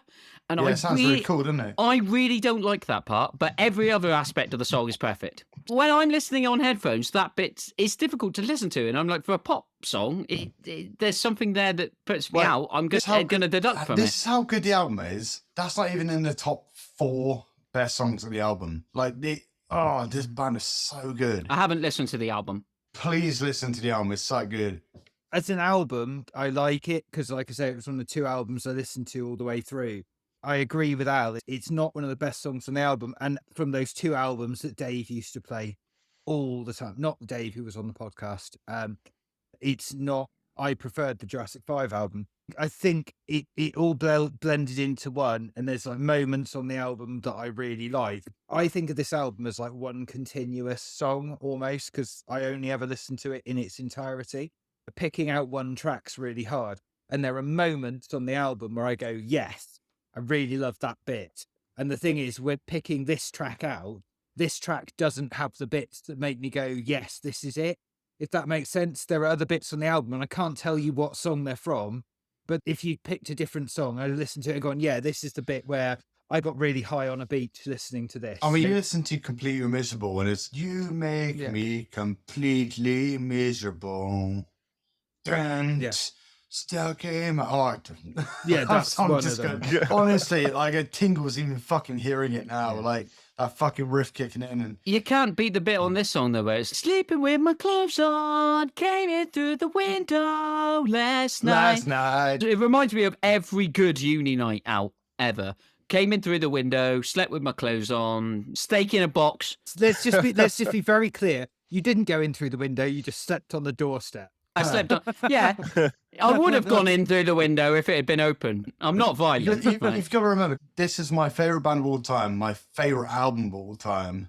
So, like, we are messing with extreme nostalgia here. I can't even be impartial for this one. You might go, oh, this song's a bit boring, or the riffs might not be good, but no, this. It's just the best rock music ever made. Easy, not even close. Everything Al just talked about was exactly the same way I talk about Pearl Jam. Exactly. That's exactly what I said. It's extreme nostalgia. You can't mess with the nostalgia. You can't mess with the band that got you. Got me into rock music. This is the band. This is pre-Offspring. This is the band that got me into what I listen to now. This is the absolute pinnacle of what made me go from Spice Girls and like pop music to rock music. This is the band. No way around it. It's just, for me personally, it's the best rock album ever made. I rated this song really high. I was just like, actually just watching you talk about how passionately you love that band. And I was like, fuck, that's so cool. Look, let's be realistic. If I was going to make a list of bands I want to be on it, it'd be Blink-182, Lit, The Offspring, like all the bands we've all put together. But I'm sorry, some of them aren't pop punk, and this isn't one of them. This is pop rock. This is up there with the Wild Hearts. This is up there with the fucking Ash, which fucking Mindthorn, which isn't pop punk. This is pop rock. So we'll move on to second place to see if this meets Alex's metrics for actually being pop punk. Meaning a punk riff. In second place, scoring 54.8 points, a whole half a point ahead.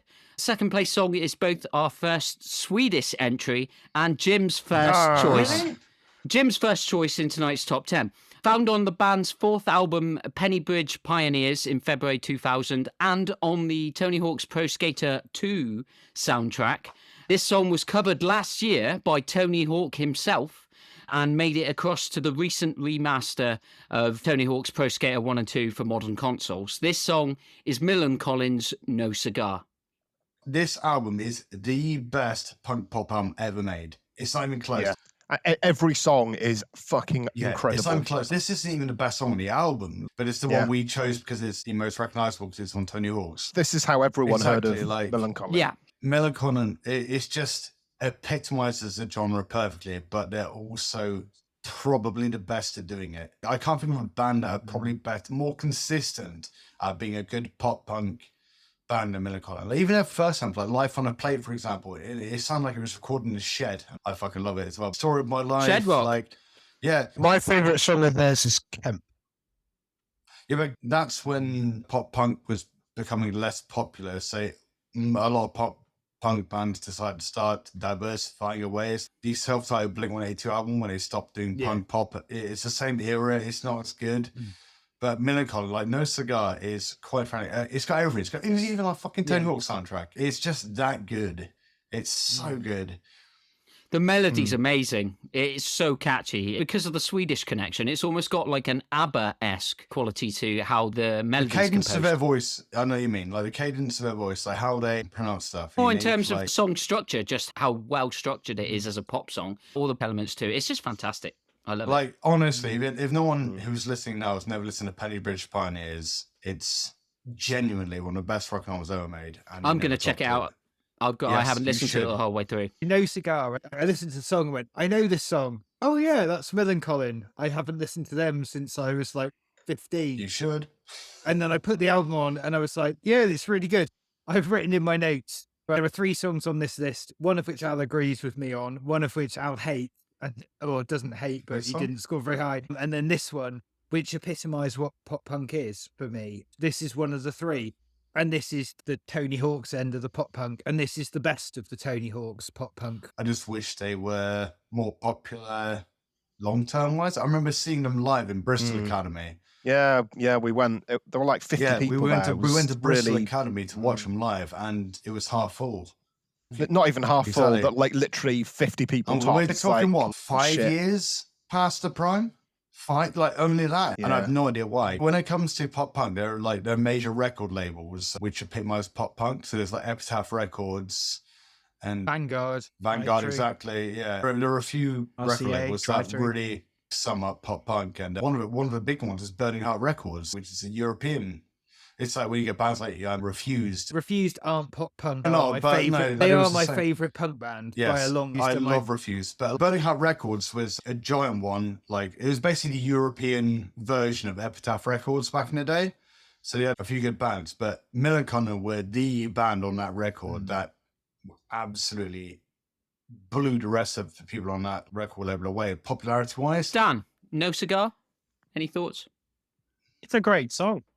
Again, another 10 from me, I think. I've given a few on this list. I'm sorry about that. Yeah. Wow, what a song. It's the best song on Tony Hawk's 2. It's a great song. Penny Bridge Pioneers is one of those albums that I bought because I liked the song so much. It's like there weren't that many back then that I'd actually go out and spend my hard-earned 15 quid on because I didn't have that much money. But Penny Bridge Pioneers was one of those, along with Hang Ups by Goldfinger. I can't remember what else, to be fair. Probably Newfound Glory.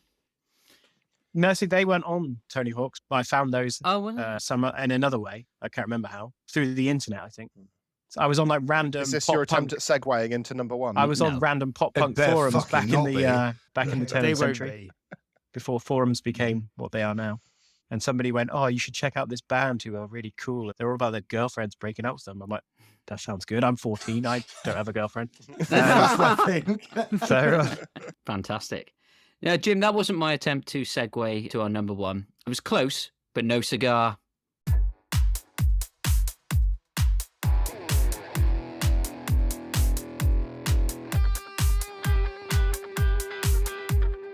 And number one, scoring 56.7 points and 1.9 points out in front.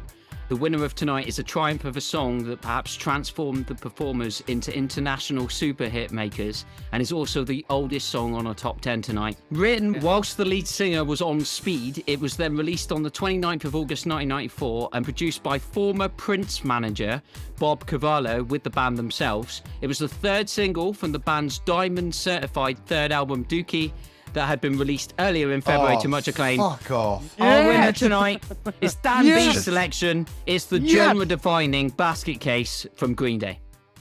Yeah. wow. Yeah. Something well deserved.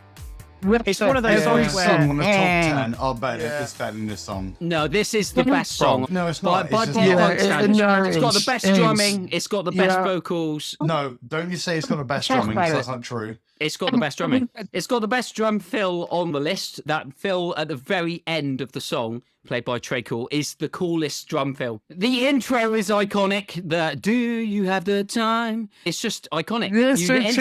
You know what song's coming. It doesn't waste any time. It's straight I preferred Fod. in and out.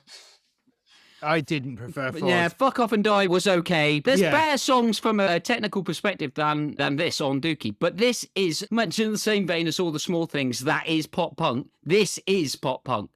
It's got all the hallmarks of a great pop punk song. And you can get caught up in the purism of talking about this is pop, this is alt rock. But ultimately, when you look at the culture of pop punk and what was there, Green Day were a massive part of that. Perhaps the biggest names in terms of chart success, at least. American Idiot was huge. And this song It wasn't wa- good, but it was you. arguable. That's a podcast for another day. This song put them on the map. This song is amazing. Everybody knows this song. It's a great song. The intro, like you say, is good. I think what I like about it compared to a lot of the other pop punk songs is it does have a depth to it. There's more negativity. There's more overcoming adversity in it. It's about his struggles with anxiety, about Billy Joe's struggles with anxiety. He didn't, I think when he was writing the song, apparently he didn't even realize that's what it was about until a few years later when he looked back on it and went, "That's Well, how I got he through wrote it those." on speed. He was on speed when he wrote Yes, it. he was, It's which crazy. makes sense. I actually prefer Welcome to Paradise. There are lots of songs that I prefer over this one, and I picked it because, hey, guess what? I knew it'd win. It's got to be on the list. I knew it Yeah. would win. No, it Yeah. has. It's a seminal. It's It's good. an important song for this genre. Yeah. It's I was everything. adamant this song wasn't going to win. I'm Yeah, actually and surprised. Joel, you're lost, right? Go get your boring song. Every other song in likes, this top 10 was better and than take this it song. off this list. Every No, it other isn't. song. See, Every other This is one. so much better than In Too Deep. Come on, don't get. I actually, I'll take that back. Yeah, it's better to you. I'll take that back. I'll totally take that back. Whoever kept that one in the fucking mix is an asshole. everyone apart from you did. It also gave What? all of your songs a resounding thrashing. So What does that mean? I can't be you guys wrong. I don't dislike it. I quite like this song, but this way, when I was growing up, me and my brother, we're twin brothers, and we like the same genre. My brother liked Green Day. I like the Offspring. I never understood the love for Green Day. I like Insomnia. Is it Insomnia? Insomniac, sorry. The Green Day album. I like that one. I like Jaded. I like a lot of their songs. I think don't that's my dislike- favorite Green Day album, actually. I don't dislike Green Day. I've never disliked Green Day, but I've never got what made this album so good. It was pretty No. good. It was always pretty good. It was never amazing to me. So I agree with you, Al. For me, the best Green Day album is Nimrod. The first 3 tracks of Nimrod are all amazing, and I absolutely love all of them. But this is the best. This is the track that has aged the best off Dookie. Yeah. It may not. I It may not be disagree. the best. I just think Ah, it's no, no. the longest I'm running not, one. I'm not saying it's the best track on Dookie. I'm not saying it's the best track, but it is the track that has aged the best. Which Why is that- Dookie their which- best album? Because it's got this, it's got Longview, it's got She, it's got When I Come Around, it's got Welcome to Great album. Paradise. It is a great album. Yeah. They're all. But it's not the best song on the absolute album. classics. For example, Longview's better than this song. Dookie is their best album by far. And Oh, the reason why Insomniac, No. the one after's better. I think Dookie is their best. I'm going to use Backcase Praise as a you, really man. good Yes. example. You had Nevermind, right? What could ever follow Nevermind? Nothing could ever possibly follow Nevermind. In Utero. And Green Day, well, yeah, it did. Yeah, it is like the best album. But Nevermind is poppy grunge, like depressed teenage garage rock kid in Midwestern America, like no hope, no future, all that stuff. And it's like Dookie was the perfect response to that. It was like, I do feel that way, but I've still got my band and I've still got my fucking guitar and I'm still like doing my thing. I think that Dookie was the perfect response to Nevermind. And it was like transferring that kind of like depressive grunge aesthetic through to like young people going, I don't want to be depressed anymore. I still Yeah. the anxiety. And they still had the anxiety and everything. They still had it there. It still existed. And I'm going to have fun anyway. I'm going to have fucking parties and stuff. It you was know? almost like a shift in perspective in society from Yes. being really serious and contemplative. It's still self-aware and still introspective, but it's not taking itself seriously. Exactly. I agree. Yeah. This Exactly was the that. song better. That- It's not a bad song. I'm giving it a No. shit. It's not a bad song. I do like the song, but I just think there are better ones. There are better ones, but are there genre-defining ones? No, this whole fucking podcast. I'm Alex. borderline. I'm borderline. I don't think Green Day are pop punk, to be honest. I'm borderline. Oh, I have learned so much from you, man. And like your passion thank for you. this kind of music is fucking awesome. I love it. It's every bit of passion that you have for this form of music. Is It's this the you with a same thing. Kronenberg, Martin? Yeah, totally. Of course it is. But it's It's a the bit same both. sort of passion I have for grunge music, and it's so nice to see. It's so nice to watch you be so passionate and be so fucking into the music that you love. I fucking love it. Al, Yeah, I'm pretty great. you're a bit of an inspiration to me tonight. Thank you very much. Thank you. Yeah. Well, by slagging off Green Day. I think this is one of those songs that we all looked at and went, we can't score it low No. because Dookie, whether we like it or not, and it's not my favorite Green Day album, it's not Al's favorite Green Day mine. album, it's not Dan's, it's not, mine. either of It's not Dan's even in or my top Jim's. 20, It is, 20 No. punk bands. no, it is Martin's favorite Green Day album. This album did in '94 was the biggest of the albums in '94 that defined the way that pop punk went. Yeah. So having this picked as number one, although I don't think it's any of our favourite songs on the list. I think we've all scored it highly because I think we have to score it highly because it is, to use the phrase that Alex used when describing all the small things, this is as important as all the small things was 5 years later to what pop punk became. I scored it the 6th highest, but it's probably my 10th favourite on the list. I would go as far to say it's my 6th or 7th lowest. Yeah. But although it's not any of our favourite on the list, it really, Green Day needed to have a song in our top 10 for pop, because pop punk doesn't exist without them. You've got the Descendants in 1985. Green Day's first EP comes out in 1990, and their first album is 1991. They started this. So to have Green Day at number one, although we may look at it and go, there are better songs on the list. Yep. Yeah. I can't believe Zebrahead didn't make the top 10. I can't believe Yellow Kite. I would have loved to talk about Zebrahead, but Don't get me wrong. Zebrahead got a surprisingly high score from me. I just quite enjoyed that song. You know what I can't believe? I can't believe bloody Goldfinger Superman isn't in the top 10. Oh God, I thought Where was that song? So Green Day needed to be in the top 10, and this is, although it's not my favourite Green Day song, it is a very important Green Day song, and I think it's very important that it did make the top 10. So even though we may look at it and go, there are songs we liked better on the list, there are songs all of us like better on the list, but I think all of us knew deep down this probably needed to be up there. Yeah, it's common ground, isn't it? Musical common ground. Do you know what's more important? It's what Letty's going to pick for next week. That is true. Yeah. It's not next episode. So next episode we'll be doing Bangers on Trial. So we'll all bring a song that we're passionate about, and we will decide whether it's good or not. Hopefully, with it being the season finale, we'll also try and get Dave back on the podcast as well. I am bringing Girls on Film by Duran Duran. You've already done it. Yeah, and it didn't make it. It's going to make it this time. It's not that good a song. Those were our top 10 pop punk songs, and whether everyone agrees or not, it's not our top 10 pump songs. It's collectively. It's top 10. You have the winning pick this evening, Dan. You do get to pick what we'll be doing in our second episode in season 4. So not the album of the year, which will be the first episode. Second episode. What are we going to be doing? Okay, let's go for something completely different. Let's go for the Fab Four. Let's go for a Beatles special. Okay. I'm down with that. Let's do the Beatles. Let's do the Beatles properly. Oh, I'll be up for that, actually. I quite like it. I thought you were talking about Backstreet Boys. So we'll decide how to structure it between podcasts. We won't commit to a particular structure now. But yeah, just know that our Beatles special is coming.